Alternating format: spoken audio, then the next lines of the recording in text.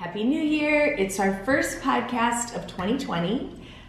Not only is it a new year, it's a new decade, and I know that everyone's super excited focusing on that. In my last podcast, I talked about it.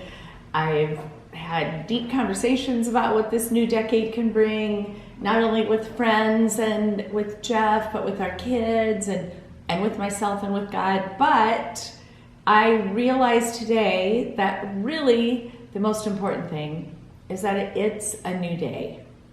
Sometimes we can get so caught up in a new year, a new decade. I'm going to turn it around overnight instead of concentrating on the reality that every single day accumulates into something really powerful.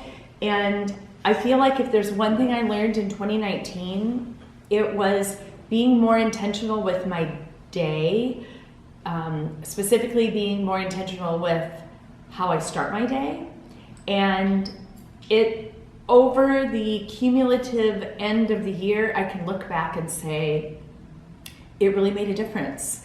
We forget the power of a new day. I was seeing this, I don't even know what I was watching, but they were talking about Fiddler on the Roof. When I was in high school, they did Fiddler on the Roof, and there's the song called Sunrise, Sunset. And I feel like sometimes people get caught up in this life that starts to feel a little bit of a drudgery, where it's sunrise, sunset, sunrise, sunset. And the reality is, yes, we get up, we have kind of daily rituals of how our mornings look for the most part. If we're working and we have a career, or you're a student, or you're a mom who's getting kids ready for school, whatever it is, there are patterns in our life.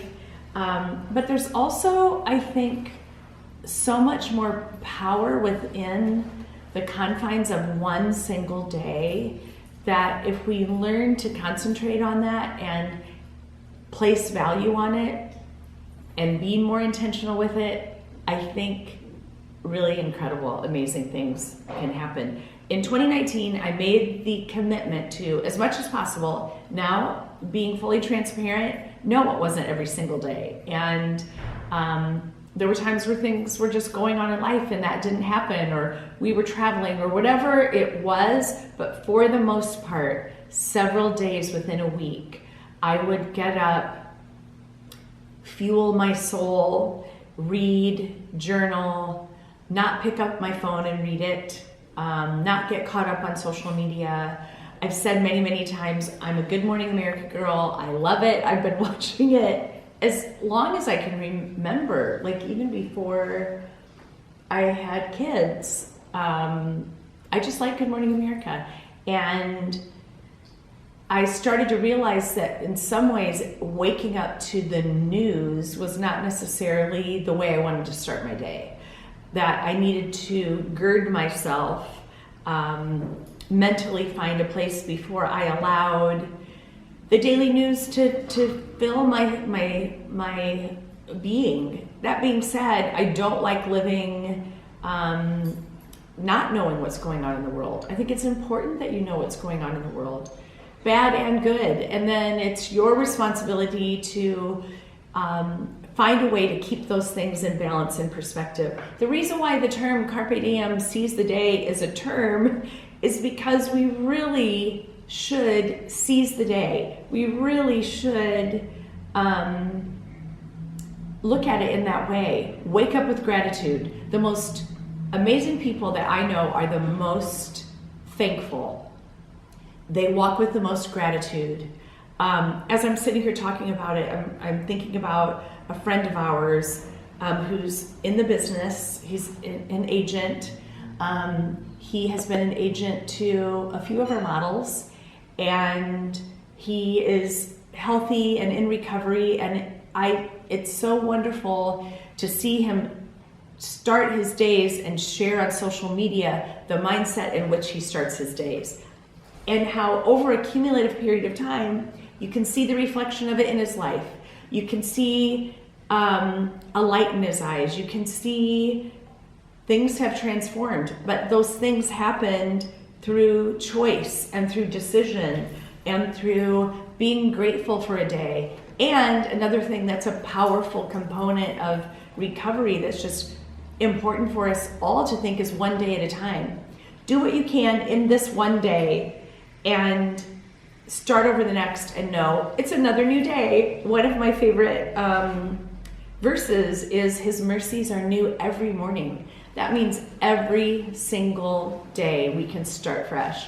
Every single day we can start over. I've shared that during what was the hardest year of my life, but also the best year of my life, 1997, I went to a counselor every single Tuesday. I missed one, and he really helped me to learn the importance of perspective and the importance of faith, not religion, but a relationship. And over that cumulative period of time, I learned so much from him that has impacted my entire life. But again, it was carving out time to have conversation, carving out time to have silence. Now more than ever, we were talking last night about how I've been doing this for 25 years, and how now it seems so commonplace for the young people that we get the pleasure to work with. Many struggle with anxiety issues, and I don't recall that it was that way before.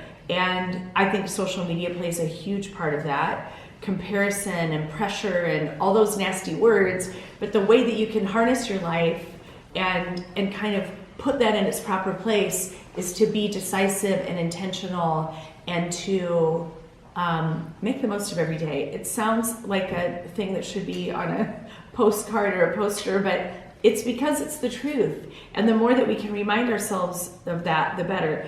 I think social media makes people think they're doing more with their life than they actually are.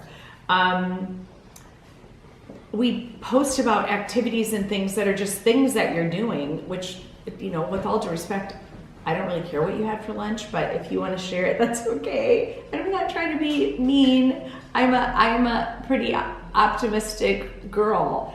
But they become time wasters to me. It becomes, what are you doing with this wonderful life? What are you doing with this another day you've been given?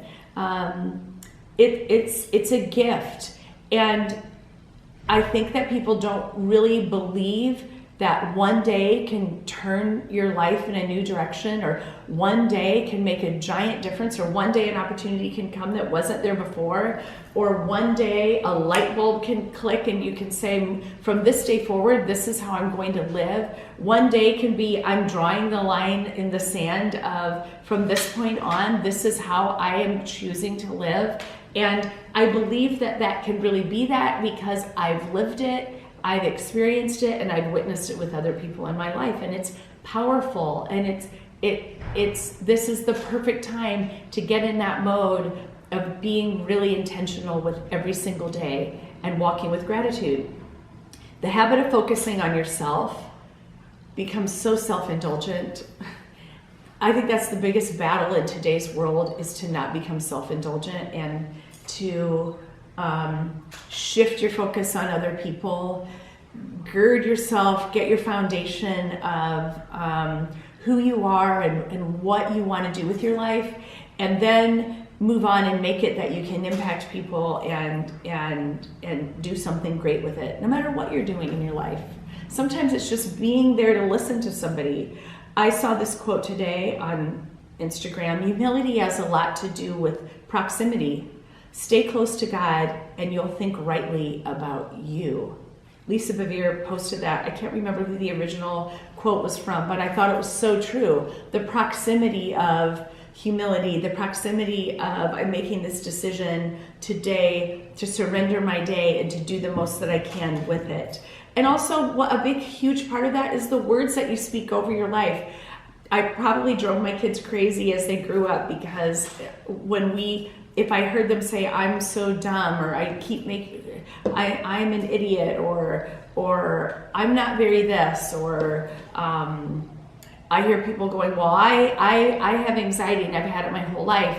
And that's a real legitimate thing, but I also have seen that there are things that you can do within your power and strength and your faith and your surrender that can start to change that. So watch the confessions that you say over your life. It's great to have a plan. I'm a planner by nature, and I love the power of writing things down. Rachel Hollis is somebody who many people have read her books, and I'm hoping to go to one of her conferences. I just think that she's created something amazing. She wrote Girl Wash Your Face, and I can't remember the second one. Anyway, you know who she is. Today, one of her quotes were, and it's so true, if you want it, you got to work for it. We hear people a lot in our life of what we do for a living that will say, I want to do X, Y, Z. But ultimately, at the end of the day, it's the ones that put the work into it. We have things that we want to accomplish. We have goals. We have new things that we have planned for 2020. But at the end of the day, we can talk about it to her blue in the face, or post about it, or say I'm going to do this, or say I'm going to do that. At the end of the day, you have to put your work into it. I had a great conversation with my daughter Tiana over the break. We were FaceTiming, which we do on the regular because they live in LA, and so we don't get to see them as much. Thank you, God, for FaceTime. It's so awesome. And we were just chatting, and she knows that I have a lot of goals about finishing the book, doing more speaking, and I guess I talk about that with her on the regular. And just in the midst of conversation, she goes, Mom, you say that you want to write, you say that you want to speak. She goes, Mom, you're already doing those things. You are doing those things.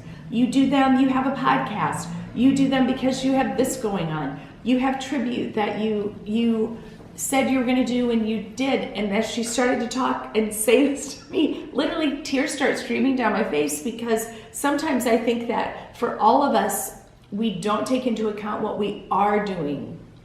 And sometimes things seem like this elusive thing that's out here, but really on the daily, when you just keep doing more of it, all of a sudden you find yourself in a place that you dreamed of being, the power of one day. What are you going to do with today? That's the question. It's not what are you going to do with 2020. It's not what you're going to do in the first 90 days. It's not what are you going to do in this new decade. Really, ultimately, the question is, what are you going to do with today? I love Jim Rohn. He's this practical, awesome man. I think I probably loved him because he reminded me a lot of how my dad talked. There's something really beautiful about simple truth. Start from where you are with whatever you've got. His philosophy, start from wherever you are with whatever you've got. My whole life has been that. My whole life has been work with what you have.